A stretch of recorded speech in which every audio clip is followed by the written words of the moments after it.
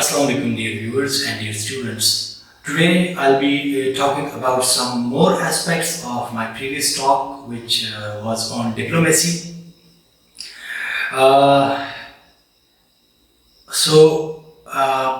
Previously, if you remember, we discussed some of the features of diplomacy along with its meaning.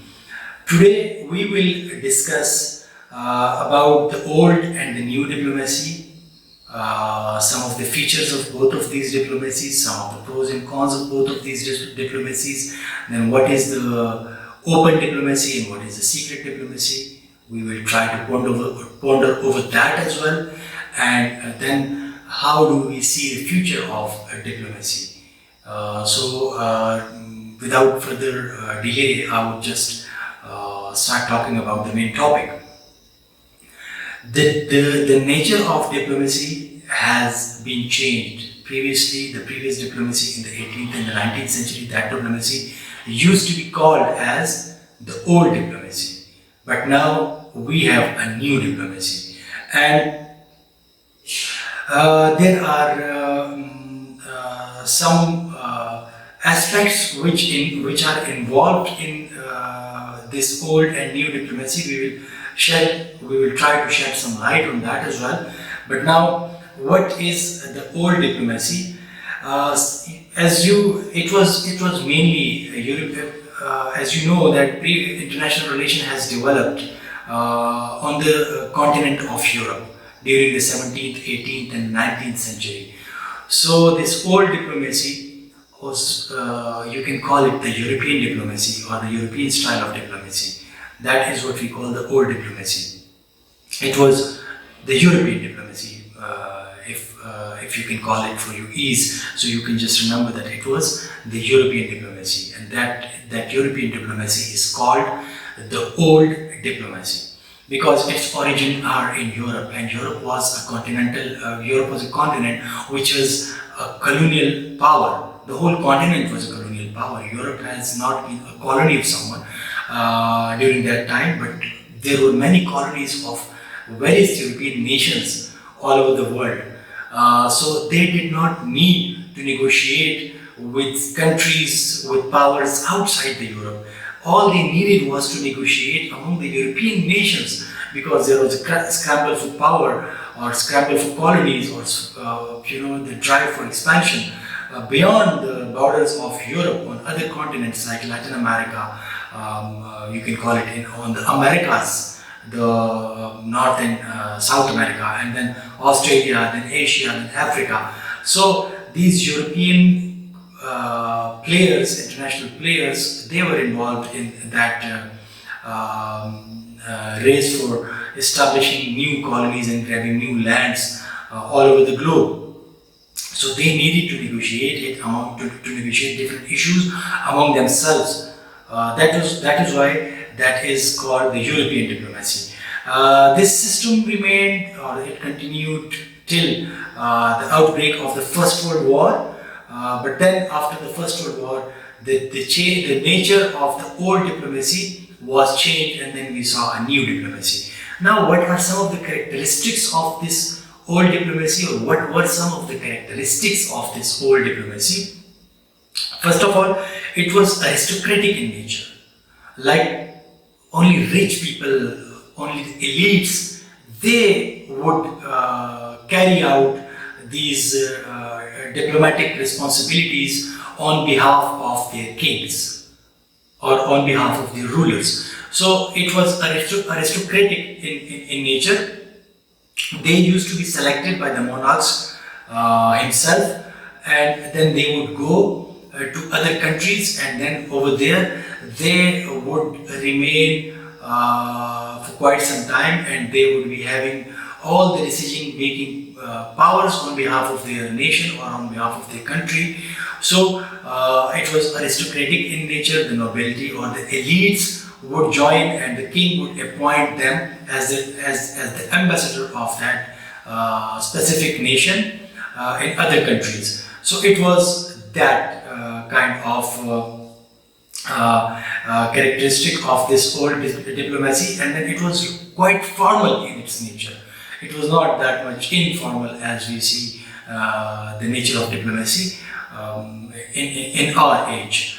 Then there was a specific, emphasis on virtues in that old diplomacy, like honesty, integrity, truthfulness, politeness, fairness, strict conformity to protocols, then secrecy and total commitment to the national interest. They were, apparent goals or virtues of this old diplomacy. But you need to keep it in mind that in reality it was not the case. Apparently it would be the clock of these virtues which a diplomat would wear, but in reality, what would he do?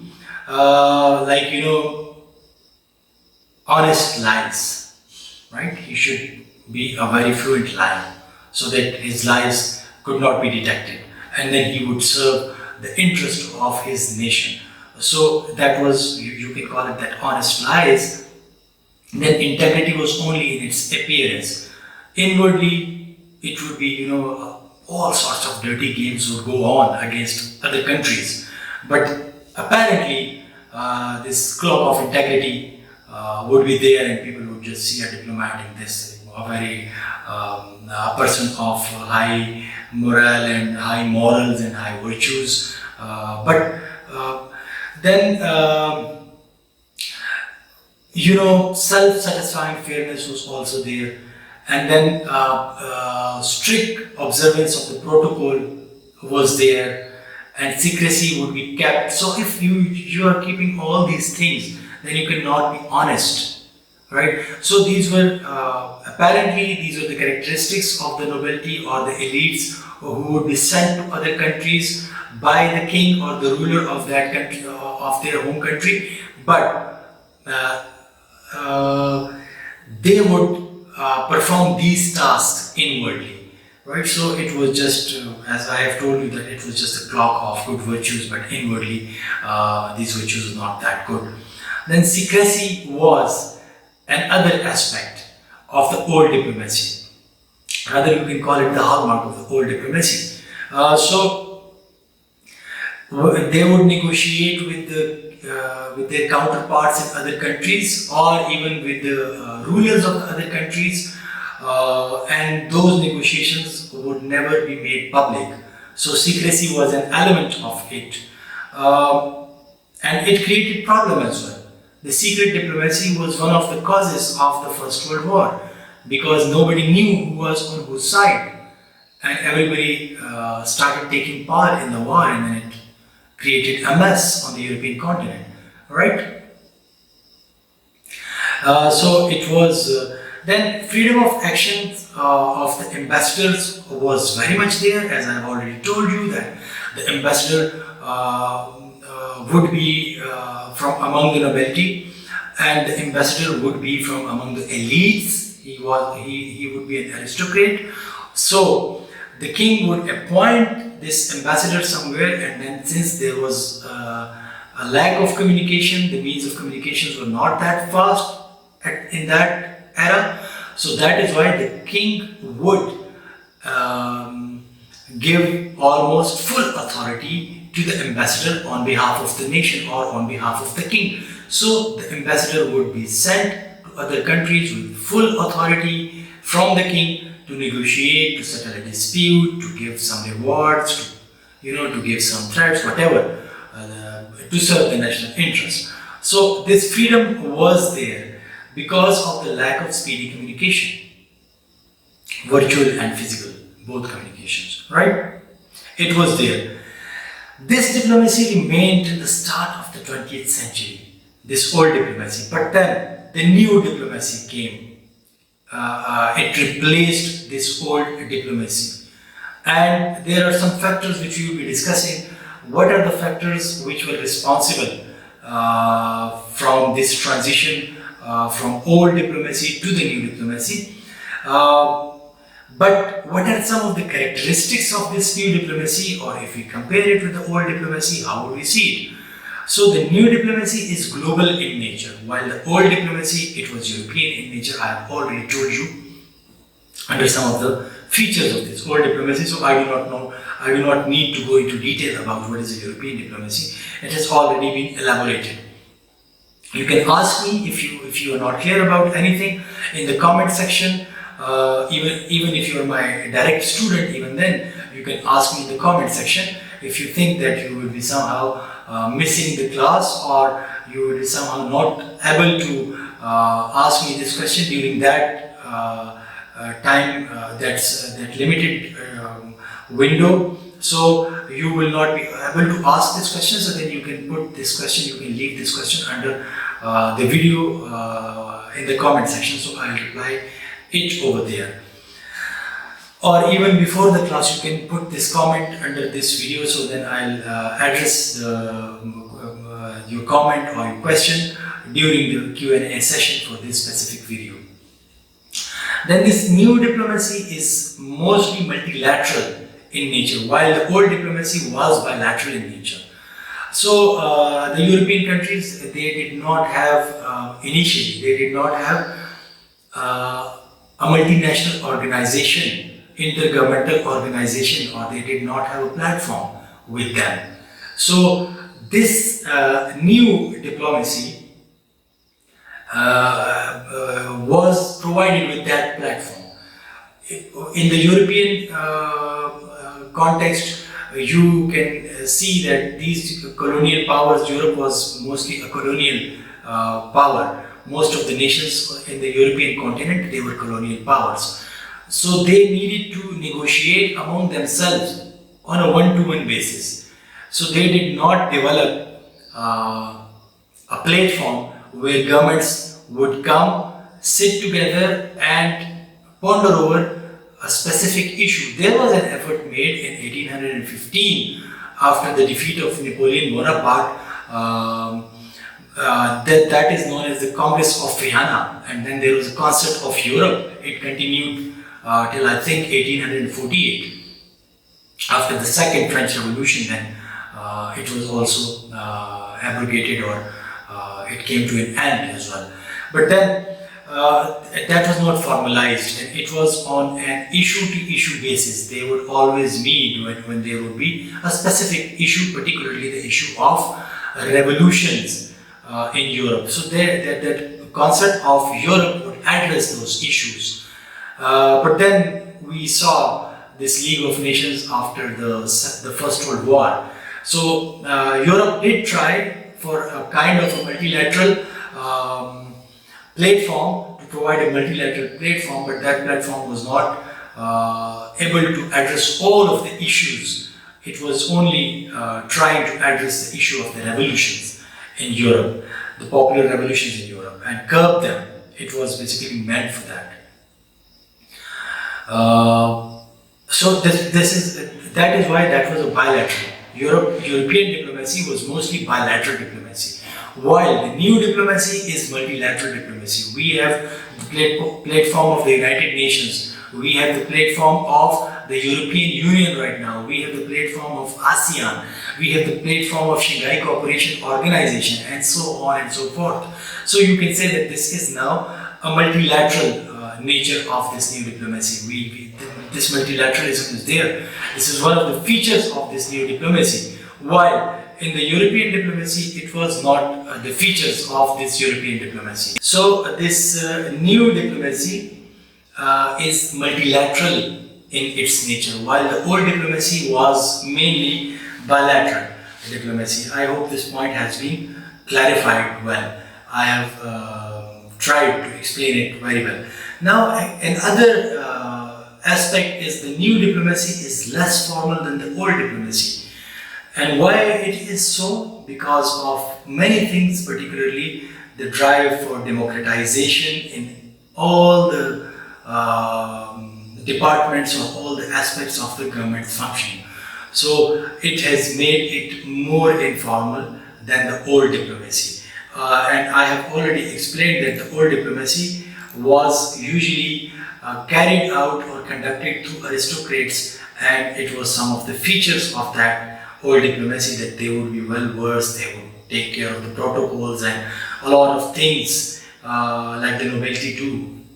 So they would do that, but in the new diplomacy, you select a bureaucrat from the middle class through a process of examination and this. So they are kind of less formal than the elites, and this is also one of the reasons that why this is less formal than the old diplomacy. Then new diplomacy is usually open diplomacy, while the old diplomacy, it is not always open diplomacy, but it is usually open diplomacy. And I'll explain the difference between this old and new diplomacy later, the open and the secret diplomacy in a bit. But right now, you just, for your understanding, new diplomacy is open diplomacy, mostly open diplomacy, while the old diplomacy was mostly secret diplomacy. They would, this new diplomacy, whenever a diplomatic, whenever two diplomats negotiate something, these things come out to the press releases are there, and then print media, electronic media, radio, and now social media, all these platforms, they discuss, these issues are discussed over there, and public come to know about what has been done or what has been agreed, what are the issues which have been addressed during those talks, and what are the solutions which have been presented, and what are the memorandum of understanding signed between the two states, or this and that. So it makes it open diplomacy, this new diplomacy, but it wasn't the case in the old diplomacy. Mostly it wasn't the case in the old diplomacy. Then this new diplomacy, I have already explained, it is democratic in nature, and the old diplomacy was aristocratic in its nature. I think I do not need to go into the detail, but just keep this one thing in mind, that the old diplomacy was laden with aristocracy, while the new diplomacy is highly influenced by democracy, right? And then public opinion also matters in this new diplomacy, that is why it is democratic. Then political parties, then different pressure groups, they would press for a certain kind of change, and these their demands would be met by the sitting governments. So that is why it is a bit democratic, or it is democratic in its nature. Alright, and these diplomacies are carried out, or these acts of diplomacy are carried out by the public servant, the civil servants. So they themselves are selected through a process of examination, as I have already explained. So they themselves have been selected through a process of examination, and they are from the middle class, and that is why they do not take care of a lot of things which the old diplomats would do, right? Then new diplomacy is, this is another feature, new diplomacy, there is a role of propaganda. It depends on propaganda, this new diplomacy. While the old diplomacy, there was no element of propaganda in the old diplomacy, because it was mostly secret diplomacy. But since this is open diplomacy, so it highly depends on the role of propaganda, and propaganda is, propagating your issues through print, electronic, through print media, electronic media like television and radio, and then social media. So this is one of the features of this new diplomacy. It depends on propaganda, because it propagates everything, it makes things public, and then if it is making things public, it will have to give it a good shape, a good wording, whatever the agreement is, but wordings would be selected very cautiously in order to make it appealing for the people, and acceptability is created among the masses on the world stage, right? While it wasn't the case in the old diplomacy. The role of the diplomat has also suffered. It has declined in this new diplomacy. What are some of the reasons for the decline of the role of diplomat? Again, means of communications, physical and virtual, they have increased, they have been modernized exponentially. So previously in the old diplomacy, the diplomat would be given powers to negotiate everything and anything on behalf of the ruler of the country. But now it is not the case. the rulers are or the statesmen are directly communicating with each other on telephone, through print media, through electronic media. The messaging is being done in all the countries, involved countries. The messaging is being done. Just have a look at the Chinese-Indian standoff these days, and just go and read the newspapers of both the countries. So you will come to know about the diminishing role of the diplomats in each country. Right? These messaging are being sent via electronic and print media, and even via social media. So that has decreased the role of the diplomat, right? As their rulers are directly in contact with each other. While in old diplomacy, it wasn't the case, right? The diplomat would be all-powerful person, and he would decide anything on behalf of his country. He would take all the decisions. Now, as I had already discussed, I will be talking about some of the about the nature or the meaning, or I'll be explaining secret diplomacy and open diplomacy. So first, I'll explain the secret diplomacy. As from its name, you can assume that it is something secret, in which the negotiations and the pacts, whatever has been made, the alliances, the treaties, all those things, they would remain secret. They would not come out in the open. And maybe I have, even in this lecture, I have told you that this was one of the causes of the First World War. So this secret diplomacy was there. Secret diplomacy, and it was the old diplomacy was mostly run by the secret diplomacy, or it was one of the prominent features of the old diplomacy. Secrecy was considered vital for the success of diplomacy during the old diplomacy. You need to keep it in mind. They would say that if you make something public, then it would not succeed. That gesture, that effort would not succeed. So they would prefer to keep things secret. Then this is what we call the secret diplomacy, in which things are not brought to the light, they are not brought to the open in front of the public. They are just kept secret, not only from the public but from other states as well. So this is the secret diplomacy. While what is open diplomacy? It is, in this modern era, it is influenced, as I have told you, influenced by democracy, by the drive for democracy. So in this, we know that this is, people have the right to know and participate in a lot of things, whatever the governments are doing. So the public opinion matters in it. So that is why the people are even asking for openness in the diplomacy as well. So that is why things are made public. These press releases from the foreign ministries of different countries, they come out whenever two leaders meet. They come out in the public, and then they announce some good or some bad things in front of the people, and things are brought to the fore for the people. And it is usually influenced by the opinion of the people or the wishes of the people, because it is influenced by democracy, right? And one of the major thing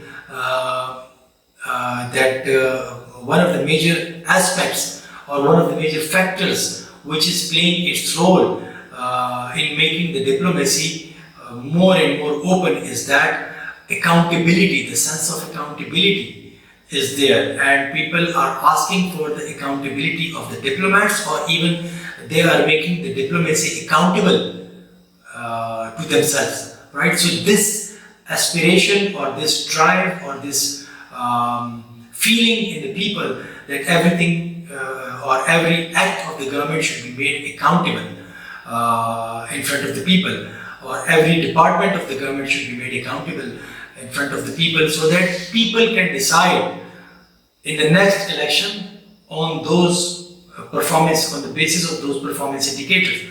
So this department, this foreign ministry, or the aspect of diplomacy, this is one of the departments of the government, right? Foreign affairs. So these foreign affairs are also brought under scrutiny so that people can debate, the opposition can debate at the time of the election, and they can either appreciate or criticize the government based on their acts in this field, in the field of diplomacy as well.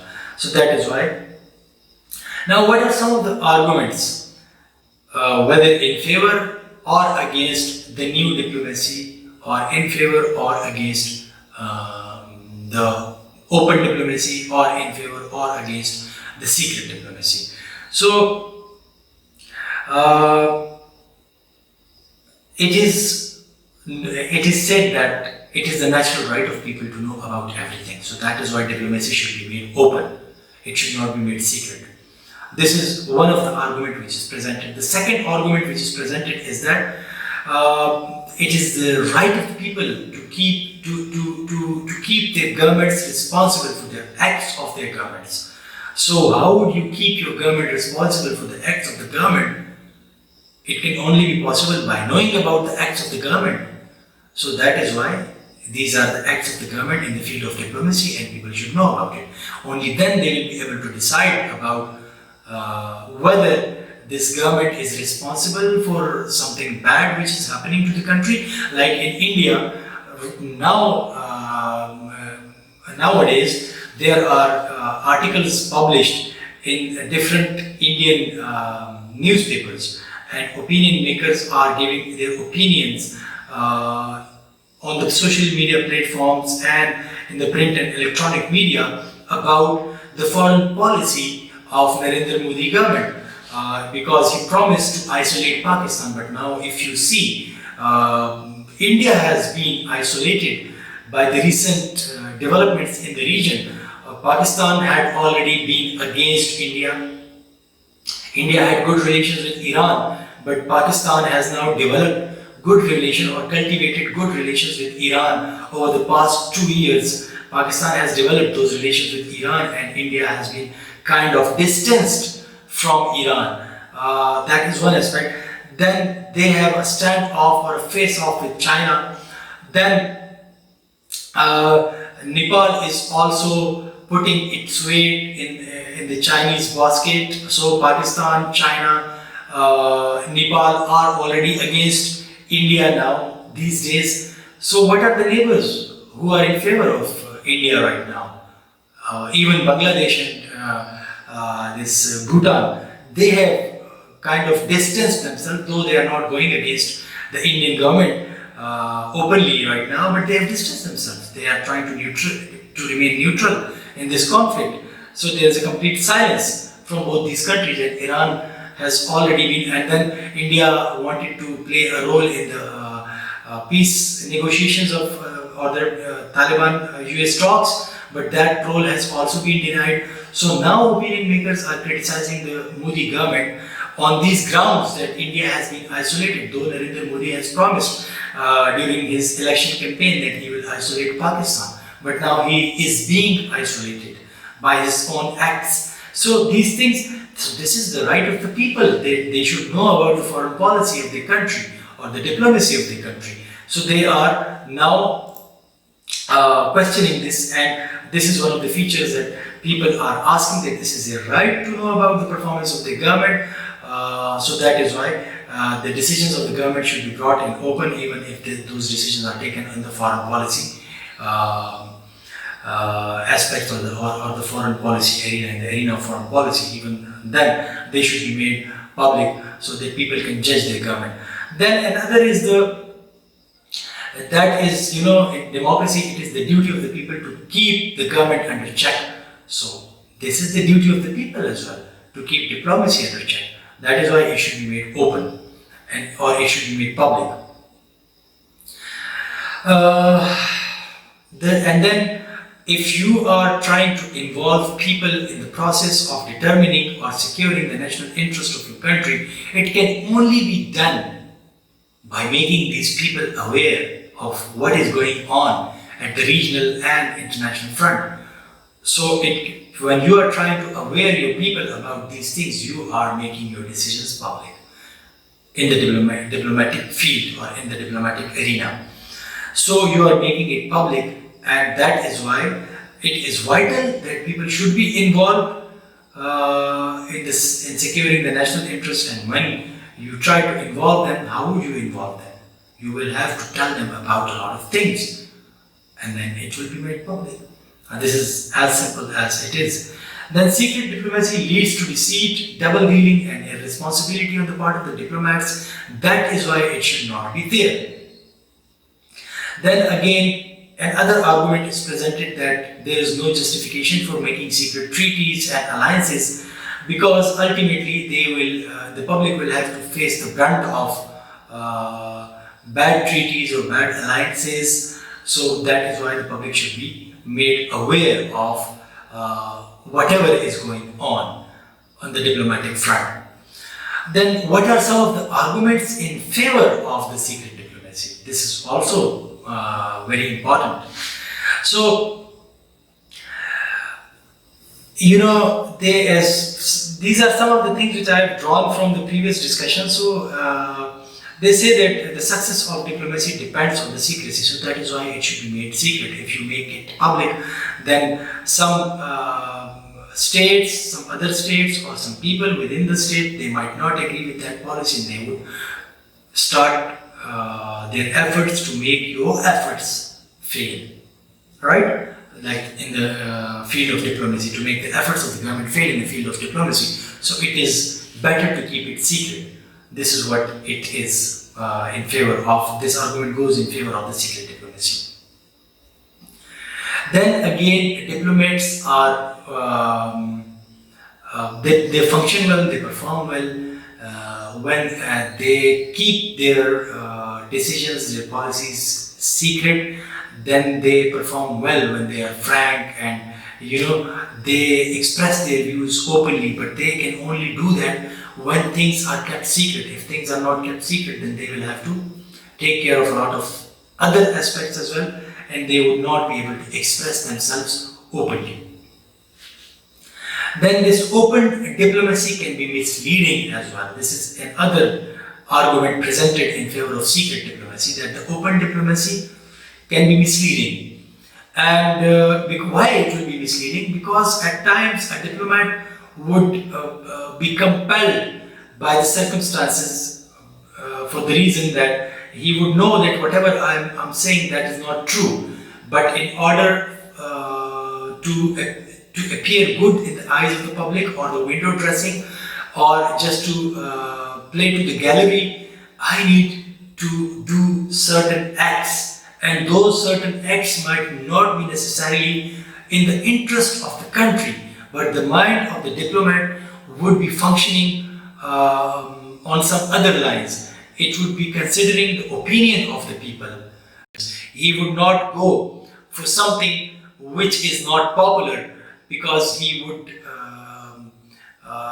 be thinking about the public opinion, and he would not be thinking about the national interest. And at times you need to take some decisions which go against the aspirations of the people, but later on the majority of the people do not understand things. But later on the people come to know about the real worth of that decision. So that is why, in order to remove this additional burden from the minds of the diplomat, things should be kept secret. This is what the proponent or the advocates of the secret diplomacy, they present. This is how they present their argument. Then again, they say that general people neither have the ability nor the aptitude to constructively debate in a constructive manner on different issues regarding the diplomacy. So if they do not have the aptitude and the ability, then what is the reason, what is the point of disclosing all these things in front of the people? You just take your decision and just go on with that. So there, you can see there are two different opinions: the open diplomacy, the secret diplomacy, the old diplomacy, the new diplomacy. So what is the best course of action? Minus old and new diplomacy, just minus that debate. But the open and the secret diplomacy. So what should be the best option among this open and the secret diplomacy? So it should be a combination of both diplomacies in the current era. At times, like unwanted information should be kept secret, and those kind of issues, like the issue of you can say that a particular act which you think that if that act comes out in the public, it might harm the interest of the country. It would not be in the interest of the country. So those acts should be kept secret. The rest of the things should be made public. So both open and secret diplomacy should go together, parallel or hand in hand with each other. This should be the best course of action. So this middle way should be found by the diplomats, and this is how it is done in the new diplomacy, right? That middle way between the open diplomacy and the secret diplomacy has been found, and decisions are taken in this regard. In open diplomacy, in respect of treaties and alliances and agreements, it should be open diplomacy. The treaties and alliances and agreements should be brought to the public, to the fore, so that people come to know, the countries come to know about your alliances, and a mess is not created like it was created in 1914. One of the factors of the First World War was the secret diplomacy. And secret diplomacy should be kept there in respect of diplomatic negotiations, like the ifs and buts and what has been discussed, this and that. These things are not brought into public, right? What has been discussed behind the closed doors are never brought into public. But the decisions which have been taken behind those closed doors, only the decisions are told to the people, and not the whole conversation between, there might be a lot of examples given by the diplomats to each other. They might discuss many regional and international issues behind the closed doors, and as a result of all those issues, they might come to the conclusion that, okay, we need to make an alliance. And then they will only announce that alliance, right? So they need not to go into the detail or making those details public, but just their decisions. Make your decision public and not the details behind the decisions, or the conversation behind the decisions, but because that would create a lot of problems for the countries. And then it should also be that should be the discretion of the diplomat, that diplomat should decide what is in the interest of the people, so that it is announced to the people, and what would be the things which might harm the relations of both these countries, and that should be kept secret. So it is up to the diplomats to decide what are the things which should be brought to the knowledge of the people, and what are the things which should not be brought to the knowledge of the people. Because sharing of all the details is also harmful at times, and it can even hinder the process of attainment of your national interest, or the goals of the national interest, or the objectives of your diplomacy. What are like in the current era, that pros and cons have been discussed on both open and secret diplomacy, but now about the future of diplomacy and why this diplomacy is on the decline in the current era. And there are some of the aspects which you need to keep in mind, that the diplomacy is on the decline because of those aspects. And one aspect is the development of the speedy means of communications. I have already explained that this speedy means of communication has declined the role of, or limited the role of the diplomat, and if the role of the diplomat has been limited, so it is diplomacy. You might say that diplomacy is on the decline. Previously, it wasn't the case. The diplomat was very much powerful, but now the statesmen they indulge in conversation with each other on telephone directly. Then the forum diplomacy, the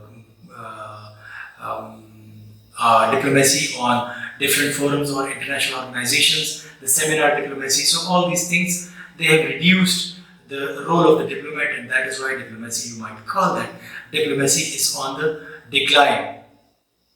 Then the deprecation of diplomacy is due to one more aspect as well, that people think that diplomacy is undesirable nowadays because it is a struggle for power politics, or it is mainly involvement in the power politics, and they do not believe that it is serving any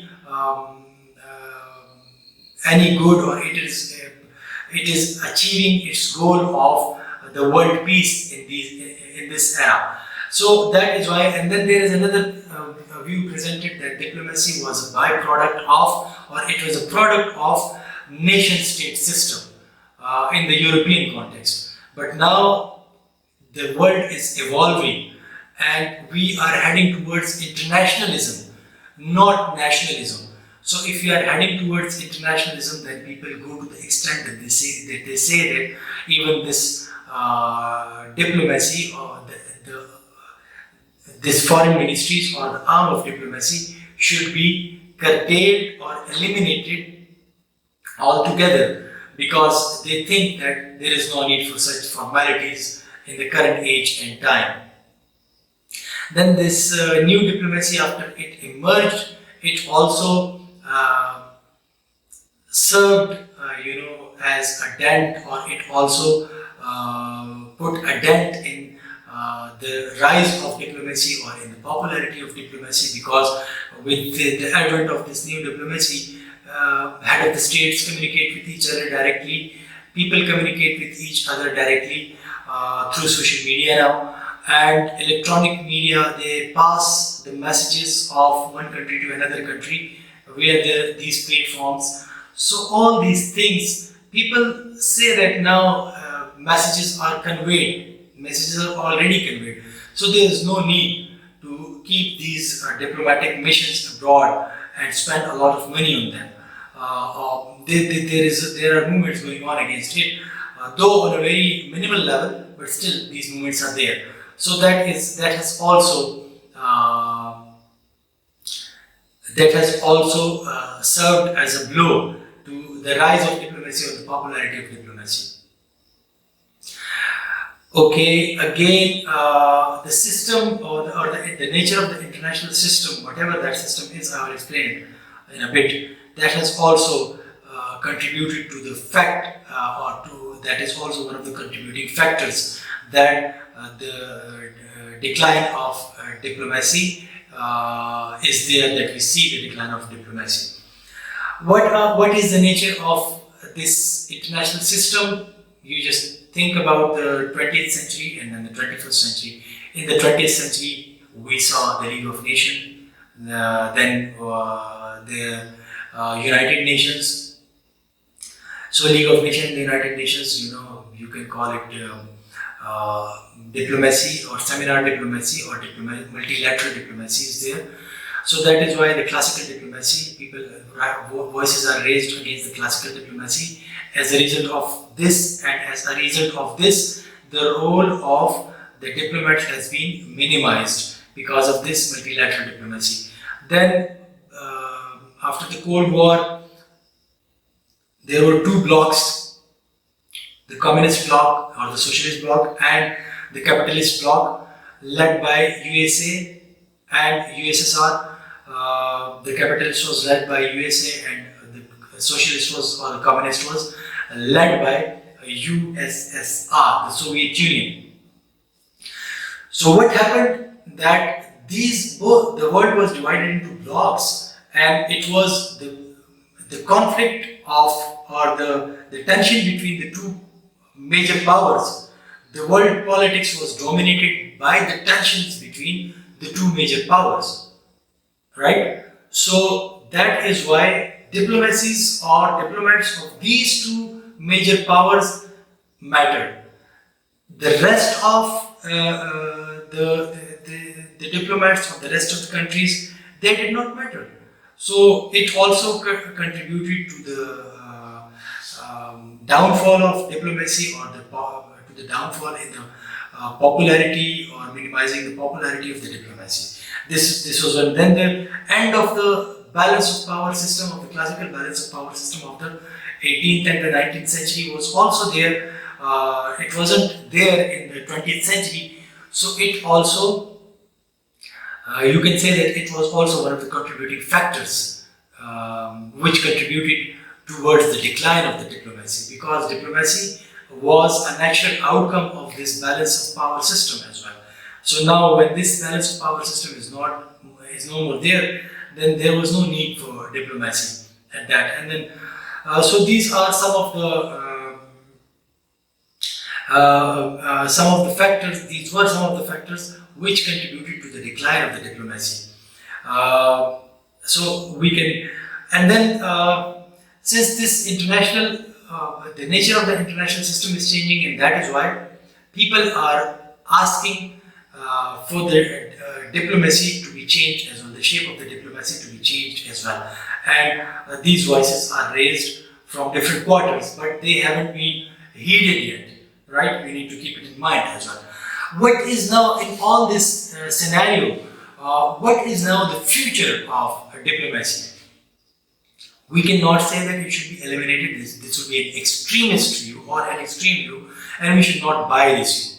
Right? This was just a view which I presented in front of you, but we should not buy this thing, because diplomacy is a very valuable instrument in international relations. And if you minus this diplomacy, though its popularity may have decreased, but it is still there and it is still very much vital to the international politics or international relations. So we cannot minus it. Otherwise, we might see a lot of conflicts. These conflicts are managed by the diplomats across the world, posted across the world by different countries in different countries.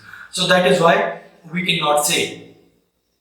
And through this diplomacy, nations try to achieve the objectives or the goals of their national interest and the goals of their foreign policy. So if these diplomats are brought back to home, then how would these nations achieve their national interest? Like, they cannot achieve their national interest by relaying messages, airing messages through television and through tweets and through the other country. They cannot do that. They would always need someone to negotiate things in a very serious manner, and that serious manner would only be the presence of diplomats in a country. So that is why we cannot see that diplomacy is going anywhere. We cannot say that it is going anywhere, and I don't see, and we don't see that it is going anywhere. It would be there because it is very much important to preserve the world peace and smoothen the international relations, this and that. So it is there. Then war, new diplomacy is there, and it will be there because it preserves the world peace through different means, which I have already explained in this video and in some of my previous videos as well, that how the world peace is attained or is maintained. So that is why this new diplomacy is there. The classical or the old diplomacy has gone, but it has been replaced by the new diplomacy. The new diplomacy is laden with open diplomacy. It is influenced by the open diplomacy, or it is mostly run by the open diplomacy, but still there are certain elements which are kept secret. So this is that middle ground, and this is that moderate approach which has been adopted towards the foreign policy that new diplomacy has been given place in it.